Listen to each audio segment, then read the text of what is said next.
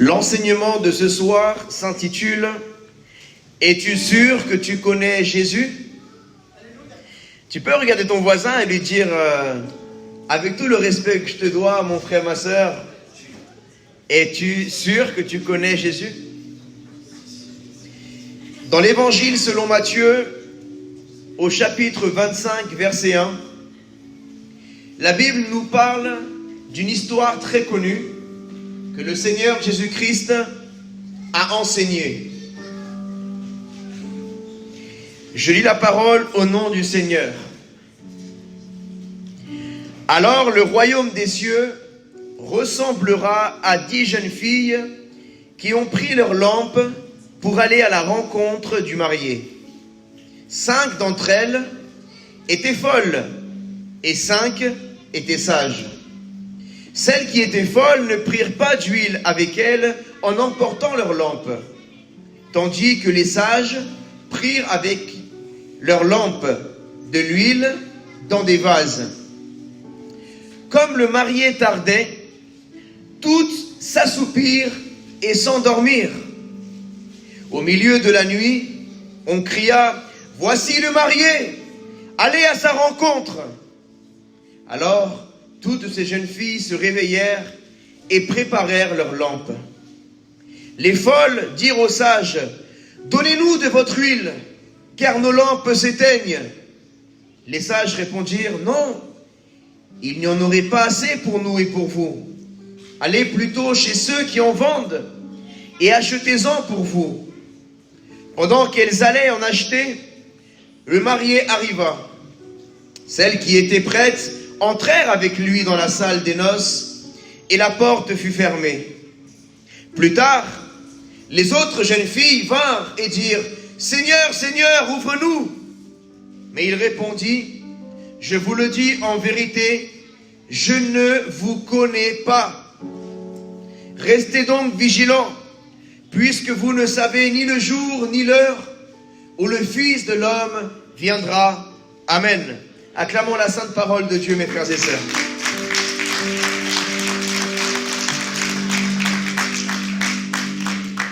Le Seigneur Jésus a enseigné cette parabole et il explique qu'il y avait dans cette histoire 5 jeunes filles qui étaient folles et 5 autres qui étaient sages. Donc quand le Seigneur dit qu'elles sont folles, c'est parce qu'elles ne sont pas sages. Vous voyez? En gros, insensé.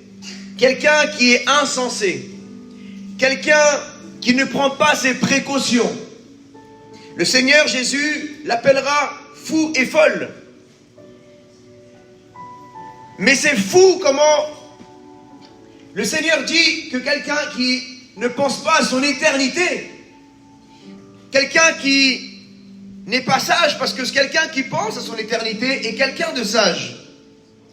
Quelqu'un qui pense à sa relation avec Dieu, quelqu'un qui a la crainte de Dieu, est vu par Dieu comme quelqu'un de sage. Mais quelqu'un qui n'est pas vu par Dieu comme quelqu'un de sage, Dieu le voit comme un fou et une folle. Pourtant, notre définition de folle et fou, c'est lorsque quelqu'un est dans un hôpital psychiatrique, n'est-ce pas? Nous, notre définition à nous de la société, quand on dit quelqu'un est fou, quelqu'un est folle, c'est parce que il n'a pas conscience des choses. C'est parce qu'il fait des choses qui ne sont pas normales. Amen. Pour Dieu et pour les anges, quelqu'un qui ne se soucie pas de sa vie de prière, quelqu'un qui ne lit pas la Bible, quelqu'un qui n'aide pas les pauvres et les veuves et les orphelins, quelqu'un qui ne gagne pas des âmes, qui ne pense pas à son éternité, est considéré par Dieu comme un insensé, une insensée. Quelqu'un qui ne sait pas ce qu'il fait, qui est fou ou folle. Waouh, quel mot si dur! Et il sépare les 5 jeunes filles sages des 5 jeunes filles folles.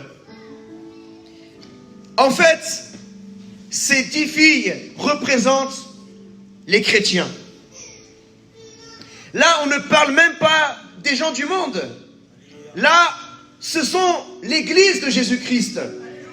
Dans l'église de Jésus-Christ, dans les chrétiens du monde entier, il y a plus de 2 milliards d'êtres humains qui ont la foi chrétienne aujourd'hui dans le monde.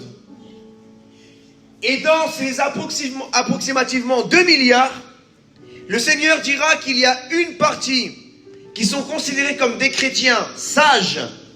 Au nom de Jésus, vous faites partie de cela. Amen. Mais le Seigneur Jésus dira qu'il y a une autre partie qui est considérée comme des chrétiens fous ou folles ou insensés. Ce sont des chrétiens qui vont à l'église, mais qui en dehors de l'église ne sont plus chrétiens. Dans leur couple, l'homme agit comme un fou envers sa femme, dans son vocabulaire, dans les insultes, dans la manière de se comporter. La femme, qui est aussi chrétienne, se comporte comme une folle envers son mari, dans son langage, dans sa façon d'être, envers les parents, envers le prochain. Ce type de chrétien ne vit pas une vie de sainteté. Quelqu'un qui se préserve dans la sainteté est considéré comme quelqu'un de sage. Amen. Ce chrétien-là fait partie des jeunes filles sages. Mais la personne qui donne son corps à n'importe quel homme, qui donne son corps à n'importe quelle femme, qu'il ou elle soit marié ou pas, celui-ci ou celle-là est comme un fou, est comme une folle, qui ne sait pas ce qu'elle est réellement ou il est réellement en train de faire, de détruire son corps et son esprit et son âme. Nous l'avons pour la plupart fait. Nous étions des fous et des folles. Mais par le Saint-Esprit, nous sommes devenus sages. Amen. Et le Seigneur, par cet enseignement, il ne veut plus que tu marches comme un fou, mon frère, en tant que chrétien, ni comme une folle en tant que chrétienne, ma sœur. Le Seigneur veut que tu deviennes un chrétien sage dans ton mariage, dans ton travail, dans ton ministère, dans ta vie spirituelle de prière, de lecture de la Bible, d'évangélisation. Amen. Dans les décisions que tu prends dans ta vie, ne prends pas de décisions tel un fou ou une folle qui prend des décisions à la légère, avec légèreté, sans se préoccuper des conséquences de ses actes. Mais le mot sur lequel j'aimerais m'arrêter, c'est le verset 12. L'époux, c'est le Seigneur Jésus-Christ. Alors, cet événement des noces de l'agneau représente ce qui va se produire à la fin des temps. Écoutez bien. Il dit, je vous le dis en vérité, je ne vous connais pas. Et là, il parle aux jeunes filles. Il parle aux chrétiens. Il parle à son église. Il parle aux chrétiens qui allaient à l'église, mais qui n'avaient aucune intimité avec Jésus. Ils s'appelaient chrétiens, peut-être même s'habillaient comme des chrétiens, mais ne connaissaient pas Jésus. Dans la semaine, ils ne priaient pas, ils ne lisaient pas la Bible, ils n'allaient pas voir les veuves et les orphelins, ils ne se préoccupaient pas des âmes qui allaient en enfer. Jésus dira, je ne vous connais pas. Ils marchaient dans le péché. Ils allaient à l'église, mais ils vivaient dans l'adultère et la fornication, dans la pornographie. Et ils allaient à l'église quand même et ils disaient, Jésus, Jésus. Mais Jésus dira, je ne te connais pas. Mes frères et sœurs, aujourd'hui, le Saint-Esprit veut nous sensibiliser. Alléluia. Le Saint-Esprit veut nous sauver. Il ne veut pas que nous perdions notre âme après être allés à l'église, après nous être donnés au Seigneur. La question est, nous sommes-nous réellement donnés à Jésus? As-tu réellement donné ta vie à Jésus? Ça devrait être le thème de ce soir. As-tu réellement donné ta vie à Jésus? Parce que lorsqu'on donne, on ne reprend pas. C'est pas en France qu'on dit donner c'est donner, reprendre c'est voler. Comment tu donnes ta vie à Jésus, mais après tu la reprends pour aller en discothèque? Après tu la reprends pour coucher avec un homme alors que tu n'es même pas marié, ma sœur. Tu prends ta vie et tu la redonnes le dimanche à l'église, et en quittant cette porte, tu la reprends, et tu dis des gros mots dans la semaine, tu voles, tu triches, tu critiques, tu fais du mal aux gens, tu fumes la cigarette, tu fumes la drogue, tu bois l'alcool, tu écoutes la musique du monde. Et là, juste avant de rentrer, tu redonnes ta vie à Jésus dimanche. On appelle ça les chrétiens du dimanche. Mais les chrétiens du dimanche ne sont pas sauvés. Jésus ne les connaît pas. On a tous été un jour tièdes.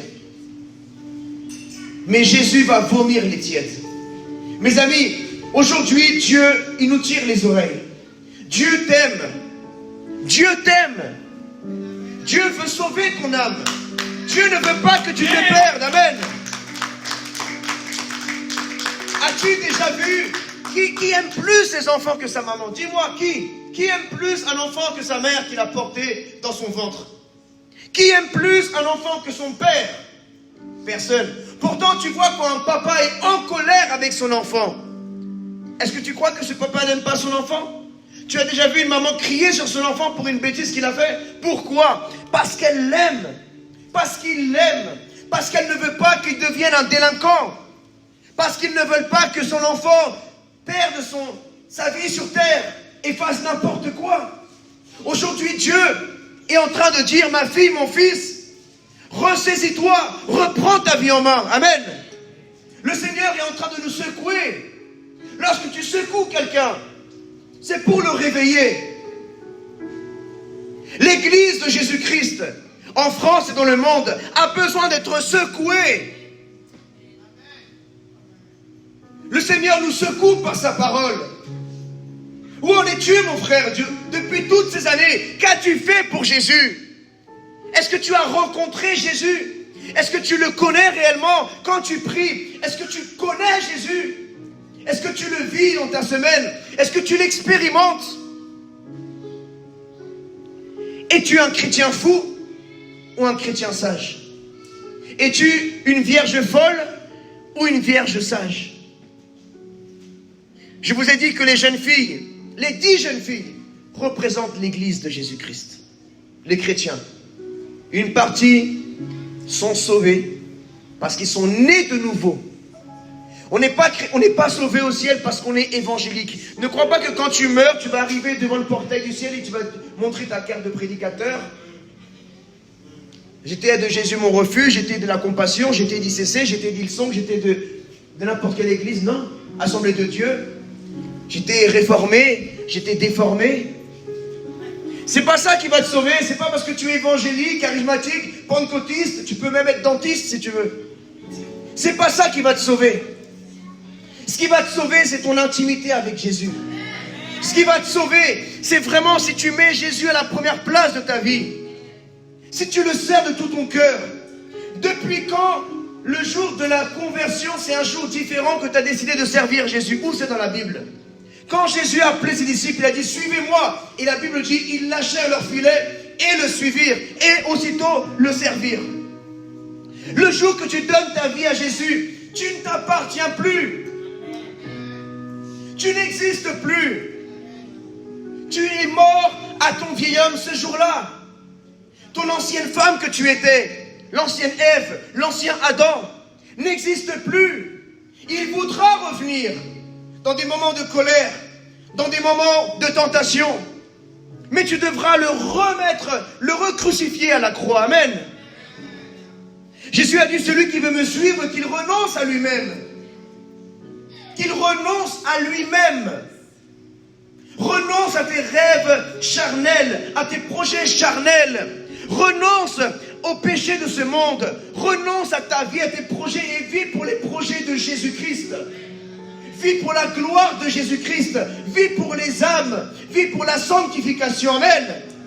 Aujourd'hui, dans l'église de Dieu, le diable est rentré subtilement dans nos églises en prêchant un faux évangile, que tout va être facile.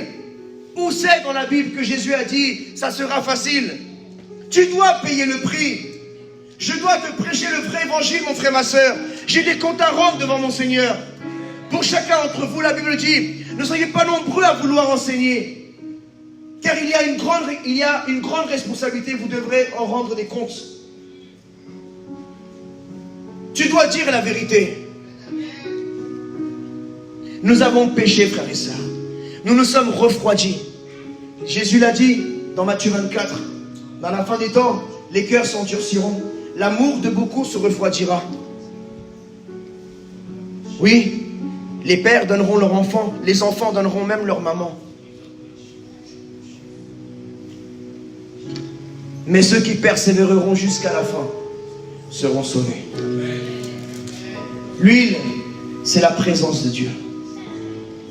Ces cinq vierges sages, en attendant le retour de l'époux, le retour du Seigneur que nous attendons tous, le retour du Christ, ils ont gardé leur huile. Ils ont mené une vie de prière, une vie d'adoration. C'était des vraies adoratrices. L'huile, c'est l'onction. L'huile, c'est la présence de Dieu, c'est le Saint-Esprit. Les autres, ils étaient chrétiens de nom, mais ils n'avaient aucune huile. Ils n'étaient pas vigilants. Quand quelqu'un prie, c'est quelqu'un qui est vigilant, c'est un sentinelle.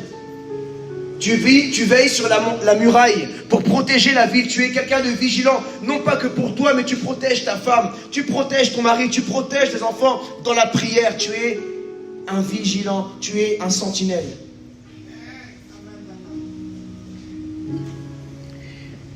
Quand les 5 premières vierges sages sont rentrées, ça s'appelle l'enlèvement.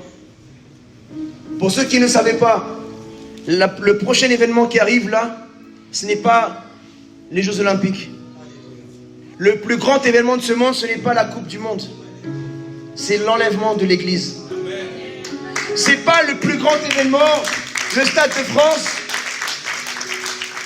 Et vous avez vu, quand il y a la Coupe du Monde, ils investissent de l'argent, des milliards de dollars, dans la publicité, dans toutes les grandes villes du monde, dans les télés, on nous met ça partout, dans les yeux, même dans nos téléphones, même si on s'en fiche du foot, même ceux qui n'ont jamais vu, même c'est quoi un ballon de foot, ils commencent à voir la télé et voir les matchs de foot. Tellement ils t'ont mis de la pub dans la tête. Tu n'es jamais intéressé pour un match même de foot, mais après tu fais « Ah oui, la France !» Tu ne connais même pas les règles de jeu. Pourquoi? Parce qu'ils t'ont tellement parlé de ça, ils t'ont bombardé. Les Jeux Olympiques, la Coupe du Monde, c'est rentré dans ta tête. Ils ont évangélisé la coupe de leur événement à eux. Mais nous, les chrétiens, notre Seigneur Jésus-Christ revient bientôt. Cet événement, c'est le plus important pour nous et pour l'humanité et pour Dieu. Pour le monde, les événements les plus importants, c'est les Jeux Olympiques, la Coupe du Monde et d'autres sports. Et ils donnent tout ce qu'ils ont, ils investissent, ils donnent du temps. Regardez les milliards qui ont été investis dans ces pays arabes pour recevoir la Coupe du Monde. Des milliards et des milliards. Mais nous, les chrétiens, dès qu'on a un peu d'argent, on est égoïste avec Dieu. On pense qu'à nous. Et on ne pense pas à investir dans l'évangélisation, dans des Bibles. Une Bible peut changer la vie d'une personne et d'une famille, peut les sauver pour qu'ils n'aillent pas en enfer. Ou acheter à manger pour les pauvres. Mes frères et sœurs, l'église d'aujourd'hui dort. L'église d'aujourd'hui se meurt. L'église d'aujourd'hui a été déviée par la distraction. Nous ne faisons que des réunions, nous mangeons des gâteaux, nous sommes devenus des chrétiens obèses. Amen, papa. Mais quand est-ce que nous allons dehors dans la rue? Quand est-ce que nous allons prêcher l'évangile et on parle de grand ministère, de je sais pas quoi? C'est quoi un grand ministère? C'est aller dehors, mon frère, arrête avec ton grand ministère, ma soeur. Allez dehors comme Jésus-Christ l'a fait. Préparez le retour du Christ comme Jean-Baptiste l'a fait. Tu ne seras pas récompensé par le nombre de stades que tu as loués ou le nombre de conférences que tu as fait. Tu seras récompensé par Jésus pour le nombre d'âmes que tu as gagnées. C'est pas le nombre de singles, d'albums que tu as sortis qui va faire que tu aies une grande récompense dans le ciel. Combien de malades es-tu parti voir? Combien de prisonniers es-tu parti visiter? Combien d'étrangers as-tu accueillis? C'est quoi l'évangile de nos jours, frères et sœurs? 2023, on doit faire partie de l'église pure de Jésus-Christ, sans tache ni ride. Seigneur revient bientôt. Et ce n'est pas un slogan. C'est la Bible. C'est la Bible. Vous savez ce qui va se passer? Il y a une partie des chrétiens qui vont être enlevés ce jour-là. Parce que l'enlèvement de l'église, c'est quand le Père, il reprend son Saint-Esprit. Il y a des chrétiens, je vous dis, écoutez-moi bien. Celui qui n'est pas sauvé, c'est celui qui n'a pas le Saint-Esprit. Parce que c'est l'Esprit de Dieu, l'Esprit de vie. Quand il s'unit à ton esprit, quand il vient en toi, il te donne la vie éternelle à ton esprit qui était mort. À cause de Adam et Ève. Il y a des chrétiens qui viennent à l'église, ils n'ont pas le Saint-Esprit. Parce qu'ils ne se sont pas vraiment donnés à Jésus. Ils ne connaissent pas Jésus. Tu viens parce que ton mari t'oblige. Tu viens parce que ta femme t'oblige. Tu viens parce que tes parents t'obligent. Mais tu ne connais pas Jésus. Ou bien même tu viens par habitude pour satisfaire ta conscience personnelle. Et après tu te sens mieux la semaine. Mais tu ne connais pas Jésus. Veux-tu connaître Jésus ce soir? Veux-tu le re-rencontrer? Si tu l'as rencontré un jour, mais tu t'es éloigné de lui, veux-tu le re-rencontrer ce soir? Amen. Les chrétiens qui sont fous, les jeunes filles, les vierges folles, ceux qui ont frappé, c'est quand les portes étaient fermées. C'est les chrétiens qui se sont rendus compte qu'il y avait des frères à eux et sœurs à eux qui ont été enlevés. Et ils ont raté l'enlèvement. Dis à ton voisin, on peut rater l'enlèvement. Il y a des films sur ça, je vous encourage à les regarder. Il y a un film avec Nicolas Cage, je l'ai vu, il est super. Comment il s'appelle? Il est sur YouTube, vous mettez l'enlèvement avec Nicolas Cage, ce film-là, il est incroyable. Je ne vais pas vous spoiler le film. Mais en gros, sa femme est chrétienne. Et il rate l'enlèvement. Sa femme lui parlait de Jésus. Mais lui, ne calculait pas sa femme. Et il était pilote d'avion. En plein vol. Son collègue était, même je crois, il était chrétien. Son collègue l'évangélisait, son copilote, si je ne me trompe pas. Et en plein vol d'avion, son copilote est enlevé. Et des gens dans l'avion partent. L'enlèvement. C'était l'enlèvement. Et il se souvient toutes les fois que sa femme lui avait dit il y aura l'enlèvement, et lui se moquait d'elle. Il y a eu, quand il a atterri, il y avait des accidents partout. Imaginez les voitures qui sont en train de rouler, tout d'un coup l'enlèvement, les accidents, les choses dans le monde, c'était vraiment apocalyptique. Mes frères et sœurs, ne ratez pas l'enlèvement. Ne rate pas l'enlèvement. Moi, je veux te poser une question. Que seras-tu en train de faire lorsque le Seigneur Jésus-Christ reviendra dans toute sa gloire et sa majesté? Où te trouvera le Seigneur Jésus? Dans le lit de quelle femme te trouvera Jésus-Christ notre Seigneur? Dans le lit de ta femme ou dans le lit d'une autre femme? Dans le lit de ton mari ou dans le lit d'un autre homme qui n'est pas ton mari?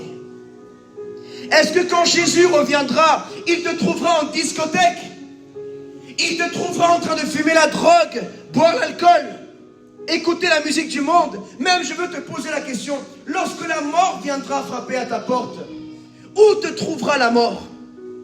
Parce que chrétien ou pas, on va tous mourir un jour. La première mort, c'est la mort corporelle. Nous les chrétiens, les enfants de Dieu, on ne passe pas par la seconde mort, la mort spirituelle, ça on ne la passe pas. Jésus-Christ l'a vécu à notre place. Celle-là, c'est la séparation de Dieu. Où te trouvera la mort? Dans quel lit te trouvera le Seigneur Jésus-Christ? Mon frère, ma sœur, aujourd'hui, c'est le jour où on doit mettre notre vie en règle devant le Seigneur.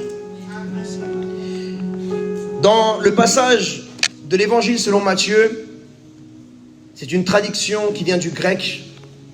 Et le mot qui a été utilisé dans la Bible par l'apôtre Matthieu, c'est le mot eido. Eido en grec, c'est le mot connaître. Il est généralement traduit par apercevoir, savoir, connaître. Mais il y a d'autres d'autres variantes de ce mot en grec qui peut dire, quand il dit je ne vous connais pas, l'époux dira je ne vous connais pas aux vierges folles. En grec il dira je ne vous eido pas. Ça veut dire je ne vous perçois pas avec mes yeux. Je ne remarque pas qui tu es. Je ne discerne pas qui tu es. Je ne t'ai pas découvert.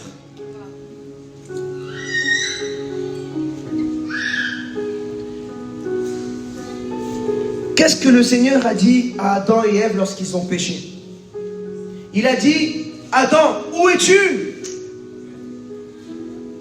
Adam, où es-tu? Et ce soir, le Seigneur te dit, ma fille, où es-tu? Mon fils, où es-tu? Mais toi, tu dis, mais Dieu, tu peux tout voir. Comment ça, tu me demandes où es-tu? Ne crois-tu pas que lorsque Dieu demandait à Adam dans le jardin d'Éden, où es-tu? Dieu ne savait pas déjà où était Adam. Même s'il se cachait derrière un arbre, Dieu voit tout. Tu ne peux pas te cacher de Dieu, mon frère. Tu ne peux pas te cacher de Dieu, ma sœur. Jonas a payé un billet de bateau. Il est parti, il voulait aller à Tarsis. Tarsis, c'est une ville en Espagne, d'après certains historiens. Il est passé en Méditerranée. Mais il n'a pas pu fuir de Dieu. Dieu provoqua une tempête. Ils l'ont jeté par-dessus bord à Jonas. Et dans la Méditerranée, une baleine l'a avalé. Et pendant 3 jours et 3 nuits, il a rencontré Dieu. Il s'est rencontré avec lui-même. Il était seul à seul avec Dieu. Mon frère, ma soeur, quand est-ce la dernière fois que tu as été seul à seul avec ton Créateur? Face à face avec Dieu. Plus de lumière, plus de projecteur, plus de nourriture. Dans le ventre de la baleine, plus de nourriture, plus d'eau à boire.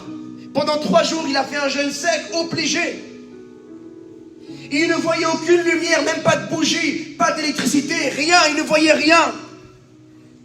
La seule personne avec qui il pouvait parler, c'était avec son Créateur qui voulait fuir.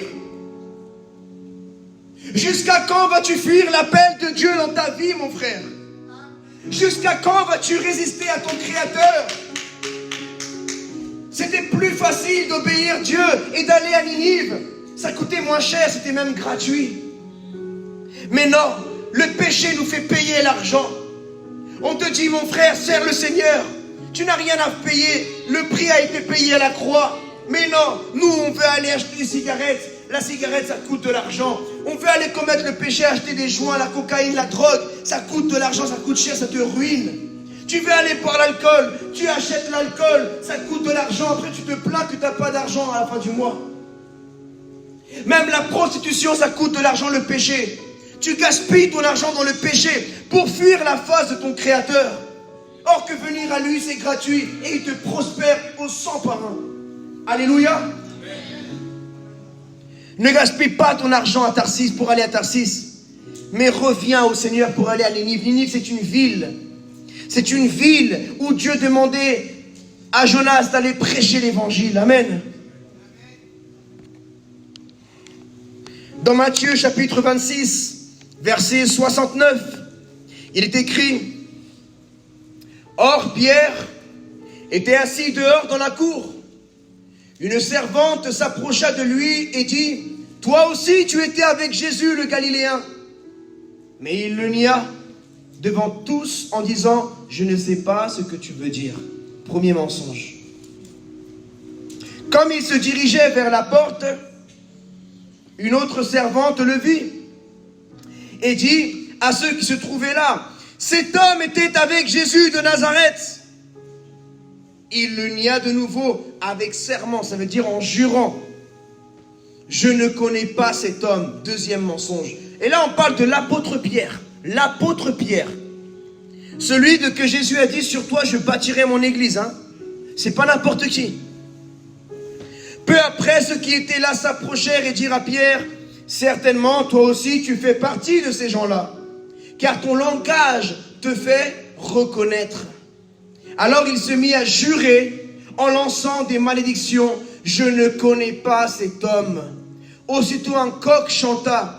Pierre se souvint alors de ce que Jésus lui avait dit: Avant que le coq chante, tu me renieras 3 fois. Il sortit et pleura amèrement.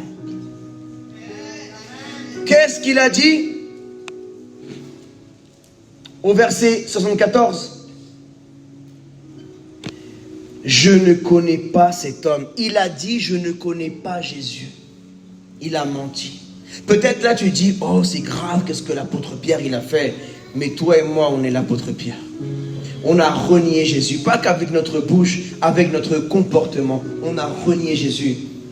À chaque fois que tu écoutes de la musique du monde, tu renies Jésus. À chaque fois que tu dis un gros mot, une insulte, tu renies Jésus. À chaque fois que tu es violent envers quelqu'un, tu renies Jésus. À chaque fois que tu consommes une substance illicite, tu renies Jésus. À chaque fois que tu vas en discothèque ou dans un bar, tu renies Jésus. À chaque fois que tu critiques quelqu'un, tu renies Jésus. À chaque fois que tu tombes dans un péché, tu renies Jésus. Pierre, c'est toi et moi. On a renié Jésus. Et que dit la Bible? Regardez ce qu'il dit. Je ne connais pas cet homme. Est-ce qu'il a menti ou il a dit la vérité? Il a menti. Et bien vous savez quoi? La révélation de ce soir, c'est qu'il a menti, mais il a aussi dit la vérité. En vrai, il a menti parce qu'il savait très bien qui était Jésus. Il a marché 3 ans avec lui. Et vous savez pourquoi il a dit la vérité? Parce que c'était un chrétien qui en fait ne connaissait pas vraiment qui était Jésus pour lui. Parce que si il connaîtrait vraiment qui est Jésus pour lui, il n'aurait jamais renié Jésus-Christ.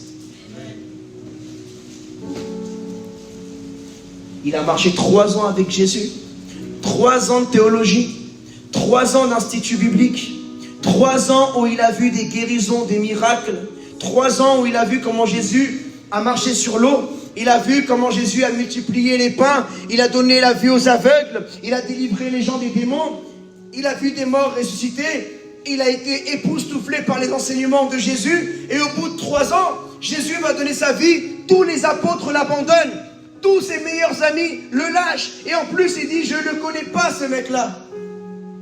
Ça t'arrivera un jour peut-être.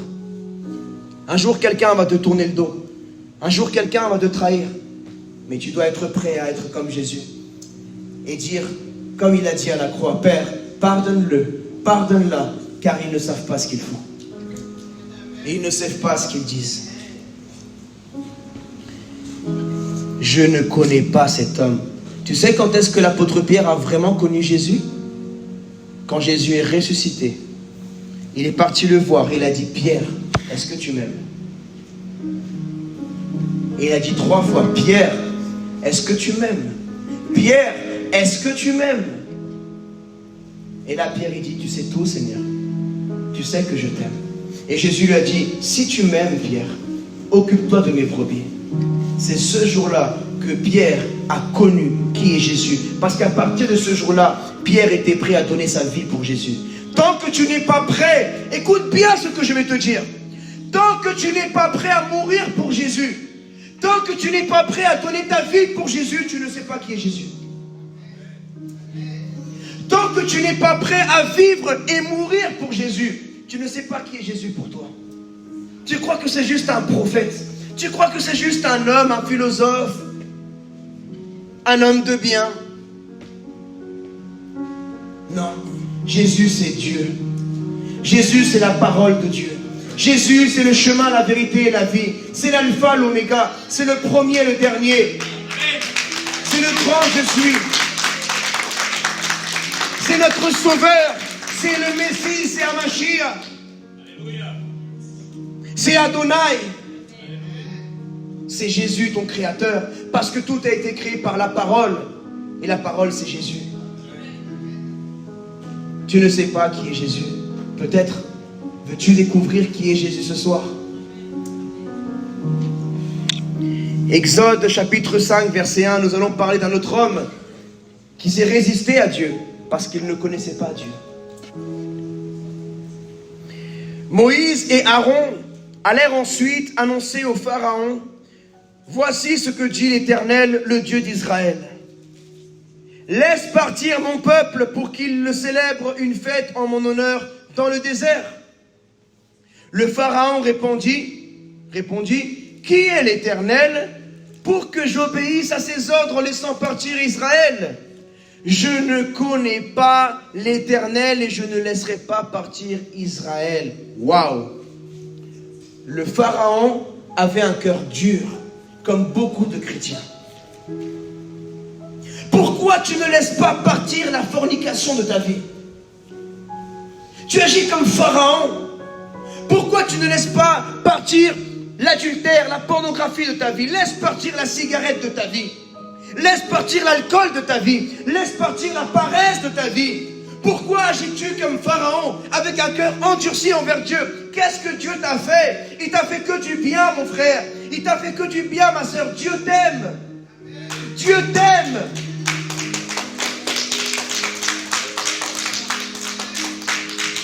Dieu aimait Pharaon.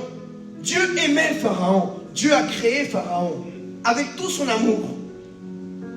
Mais Pharaon s'est tourné vers les autres dieux. Pharaon a été aveuglé par son argent, par sa notoriété, par sa connaissance, par son armée. Ça l'a aveuglé. Ne te laisse pas aveugler par ton argent, mon frère, ma soeur. Pas parce que tu commences à gagner 2000 euros, 3000 euros, 4000 euros, tu as les papiers, maintenant tu vas oublier Dieu.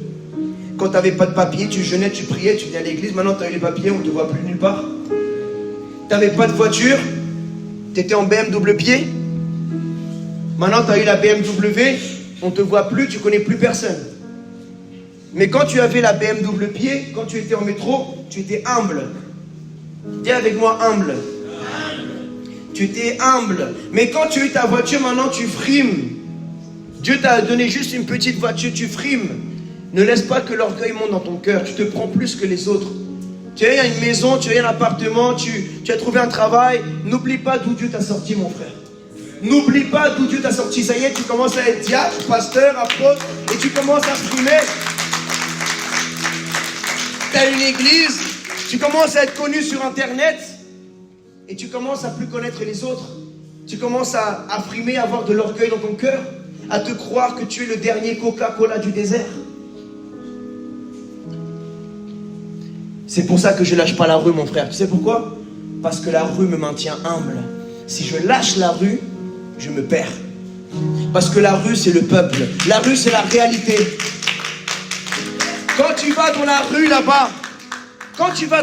là-bas, les gens t'insultent à cause de l'évangile de Jésus-Christ.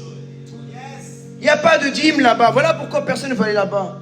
Parce qu'il n'y a pas, dans les métros, dans les rues, il n'y a pas les offrandes, il n'y a pas les rétroprojecteurs, il n'y a pas le « Oh, bishop, homme de Dieu, apôtre, pasteur, diacre, oh, le frère de la louange, la sœur de l'accueil. » Non, il n'y a plus là. Maintenant, c'est « Dégage de là. Va là-bas, on t'insulte ta mère, on t'insulte ton père, on te crache au visage. On rejette toi. » Mais qu'a dit Jésus? Ceux qui vous accepteront m'accepteront. Celui qui vous reçoit me reçoit. Celui qui vous rejette ne vous rejette pas vous, mais il rejette celui qui vous a envoyé.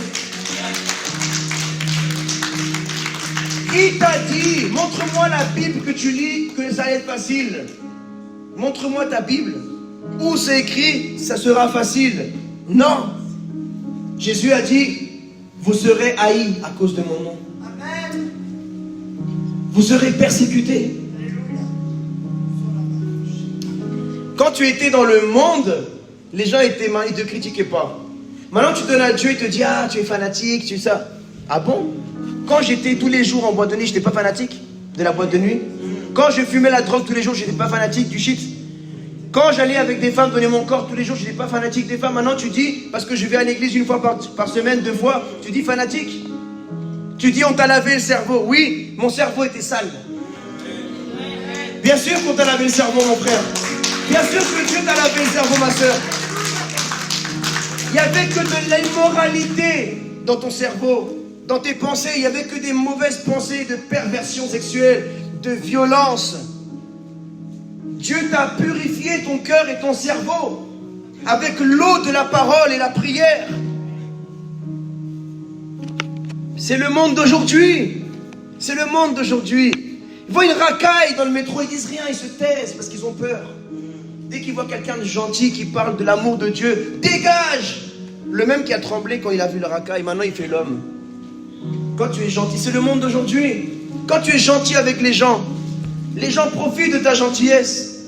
Quand tu es méchant, les gens, ils te lèchent les bottes. Mais ne soyez pas comme le monde, dit la Bible. Vous êtes dans ce monde, mais vous n'êtes pas de ce monde. Oui, ça sera dur. Oui, mon frère. Oui, ma soeur. Oui. Il y aura des gens qui vont profiter de ta gentillesse au travail. Il y aura même dans ton mariage, parfois ta femme, elle va prendre la confiance avec toi. Même ton mari prendra la confiance parfois avec toi. Comment tu devras riposter? Avec le pardon et l'amour. Avec l'humilité. Même dans la rue, partout où tu iras, tu seras tenté, comme Jésus a été tenté. Mais tu dois être fort jusqu'à la fin. Ne cède pas à la tentation de frapper quelqu'un, d'être orgueilleux ou orgueilleuse, d'insulter quelqu'un, de te rabaisser, à te disputer avec quelqu'un. Tu dois être grand comme un aigle. Un aigle, est-ce que tu as déjà vu un aigle qui vole à côté d'un pigeon? Tu as déjà vu un aigle ici à Trocadéro? Non. Mais les aigles ne volent pas à la même hauteur que les pigeons. Amen. Quand tu te rabaisses, à mal parler à ta femme, à ton mari ou aux gens, est-ce que tu es un pigeon? Tu es un aigle en Jésus-Christ. Amen. Tu voles plus haut que ça. Ça ne peut pas t'atteindre. Les choses ne peuvent pas t'atteindre. Tu as déjà touché un aigle en train de voler? Il ne peut pas. Il vole trop haut. Les choses de la terre, les choses terrestres ne peuvent pas atteindre l'aigle. Les choses de ce monde, ça veut dire que les choses de ce monde, ce que tes camarades de classe se moquent de toi, t'es gros, t'es maigre, t'es moche, ça doit te glisser. Parce que tu as l'huile du Saint-Esprit. Ça glisse. Est-ce que tu as déjà essayé de jouer au jeu là que vous jouez là? Pacha, l'autre que tu dois attraper là. Mais tu mets de l'huile. Essaye d'attraper celui qui a de l'huile, tu vas voir si tu vas réussir. Tu vas essayer, ça va glisser. Pour ça, dans la lutte, parfois ils mettent de l'huile sur le corps, comme ça l'autre il peut pas. Tu vois? L'huile dans la Bible représente l'onction du Saint-Esprit. Alléluia. Quand tu es tellement rempli du Saint-Esprit de Dieu, de l'amour de Dieu, les gens veulent t'attraper spirituellement en t'insultant, te regardant mal, tapant des jeux de regard avec toi dans le métro, dans la voiture. Tu calcules pas. Des gens passent devant toi en voiture, tu calcules pas. Ça glisse. Amen. On te parle mal, ça glisse. On te critique, ça glisse. Parce que tu voles trop pour ça. Amen. Tu es rempli de l'huile du Saint-Esprit. 2023, tu vas mûrir. Dis à ton voisin, tu vas mûrir en 2023. Ou dis plutôt, nous allons mûrir ensemble. Bah oui, parce que tu mûris, tu es aiguisé. Le fer aiguise le fer, mon ami. Le fer aiguise le fer. Ta femme, c'est celle qui va t'aiguiser, mon frère. Ton caractère. Ton mari, c'est celui qui va aiguiser ton caractère. Ta famille, tes amis, ton pasteur. J'entends pas de Amen. Amen. Tes disciples dans la cellule de maison. Tout. Parce qu'on a des caractères. On a tous. Mais le but, c'est d'avoir le caractère du Christ. Mais nous savons que c'est dur de l'avoir, mais il faut essayer. Et c'est le but à atteindre. Amen. Quand tu ne sais pas comment faire, quand face à une situation, tu te dis, comment Jésus aurait réagi à ma place dans cette situation? Dans ton couple, dans une amitié, dans les relations familiales, au travail, au collège, au lycée. Tu as une décision dure à prendre. Tu dis, Seigneur, comment tu aurais fait à ma place? Qu'est-ce que tu aurais dit? Comment tu aurais agi? Aide-moi, Seigneur, donne-moi ta sagesse. Je ne veux pas être comme un fou ou comme une folle insensée. Amen. Eh bien, le verbe connaître, qui a été utilisé en Exode par le pharaon, c'est le mot yada. Yada, en hébreu, ça veut dire savoir. Il a dit, je ne connais pas l'Éternel. En gros, il a dit, je ne yada Yahweh, l'Éternel. Ça veut dire, je ne sais pas qui est Yahweh. Je ne connais pas. Voilà pourquoi le Pharaon s'est résisté à Dieu. Mais toi qui viens à l'église, pourquoi tu te résistes à Dieu? Toi tu yada Dieu, oui. Toi tu connais Dieu. Toi tu eido Dieu en grec. Tu le connais. Et tu désires le connaître. Tu ne peux pas agir comme les gens du monde. Tu n'es pas égyptien, tu n'es pas babylonien, tu n'es pas perse, tu es un enfant de Dieu, du peuple de Dieu, amen. Dieu te dit, arrête ça tout de suite. Arrête ce péché. Tu n'as pas à te résister. Dieu te dit, laisse partir ce péché, ma fille. Laisse partir ce péché de ta vie, mon fils. Tu dois dire, oui, Père. Par amour pour toi, je vais arrêter de parler mal. Par amour pour toi, je vais arrêter de la musique du monde. Par amour pour toi, j'arrête les discothèques. Par amour pour toi, j'arrête l'alcool. Par amour pour toi. Vous savez, moi, mes amis, moi, j'étais H24, avant d'être H24 pour Jésus, j'étais H24 dans les boîtes de nuit. J'étais H24 pour l'alcool, H24 pour la drogue, H24 pour les bagarres. Si je pouvais acheter une bagarre, je l'achetais. Comme on dit en Colombie, lui, il achète une bagarre. Tellement il aime la bagarre, il est prêt à acheter une bagarre. Mais maintenant, j'aime tellement la présence de Dieu. J'aime tellement Dieu et les choses de Dieu que je suis H24 pour Jésus. Amen. En quoi investis-tu ton temps? Yada, ça veut dire apprendre à connaître. En gros, Pharaon a dit, je n'ai pas appris à connaître Dieu. Ça veut dire percevoir, trouver, discerner. Je n'ai pas trouvé Dieu. Je n'ai pas considéré Dieu. Je n'ai pas connu Dieu. Le Seigneur veut te connaître ce soir, mon frère, ma soeur. Je vais inviter le groupe de louanges, s'il vous plaît. Et je vais nous inviter à nous lever tous. Mon frère, ma soeur, Dieu te parle pour 2023. 2023, c'est l'année où tu vas vraiment rencontrer Jésus. Tu ne vas plus être un chrétien du dimanche ou du mardi. Tu vas être un chrétien de tous les jours. Tu vas être un vrai chrétien, une vraie chrétienne. Tu vas connaître Jésus dans sa présence et tu ne vas pas rater l'enlèvement de l'église. Tu ne perdras pas ton âme en enfer, mon frère, ma soeur, parce que tu es un vrai adorateur, une vraie adoratrice. Le Seigneur Jésus ce soir frappe à la porte de ton cœur. Ouvre-lui. Je t'en supplie, mon frère, ma soeur. Je ne sais pas ce que tu traverses. Je ne sais pas ce que tu vis. Mais ne résiste plus à l'humilité de Dieu. Mets ton orgueil de côté. Mets ton péché de côté. Mets ton incrédulité de côté, mon frère, ma soeur. Ça vaut la peine. Ça vaut la peine. Abandonne tout ce qui t'empêche d'être épanoui avec Dieu. Rapproche-toi de Dieu. Dieu a des récompenses pour toi dans le ciel. Dieu t'a créé avec tout son amour. Il ne mérite pas que tu lui fasses souffrir à travers ton péché. Il ne mérite pas que tu lui fasses souffrir car tu n'as jamais de temps pour lui. Quand tu lis la Bible, tu es en train de lire la pensée de Dieu. Quand tu pries, tu es en train de parler avec Dieu. Pourquoi tu lui fais ça? Tu dis, j'ai pas le temps de prier, j'aime pas prier, j'aime pas lire la Bible. Mais pourtant, tu lis tout le temps tes SMS, tes WhatsApp. Tu lis toujours des commentaires sur les réseaux sociaux. Tu regardes des vidéos qui te font perdre ton temps. Regarde des prédications. Écoute des louanges de Dieu qui te rapprochent de Dieu. Tu es prêt à partir loin pour un homme. Tu es prêt à aller loin en banlieue pour une femme. Mais pour aller à évangéliser, gagner les âmes, tu dis c'est trop loin, il fait froid. Tu crois que c'est pas plus loin le trône de Dieu? Le trône de Dieu est plus loin. Et la distance entre le ciel et la terre, tu peux même pas imaginer. Mais lui, il a fait cette distance-là. Par amour pour toi. Il a quitté son trône.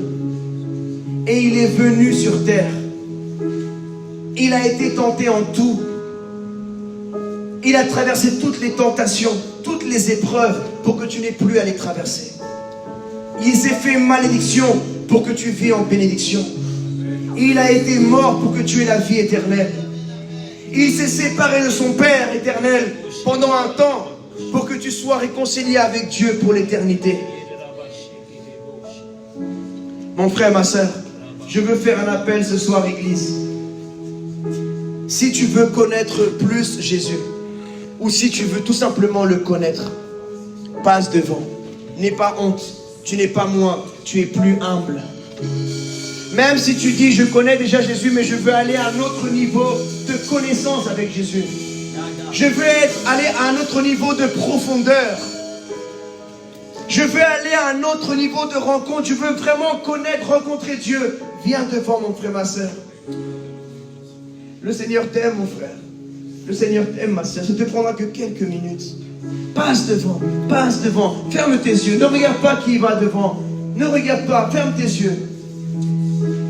Commence à parler à Dieu et dis-lui, Seigneur, me voici. Seigneur, je viens devant toi. J'ai besoin de toi, Seigneur. Dis-lui, je suis fatigué, Seigneur, de te résister. Oui, et ça. Connecte-toi. Connecte-toi avec Dieu. Je m'approche du trône de ta grâce. Oui. Je m'abandonne à toi. Dis-lui, je m'abandonne. Ton amour pour moi. Je cours vers les bras de mon Père. Je t'entends me dire, tu es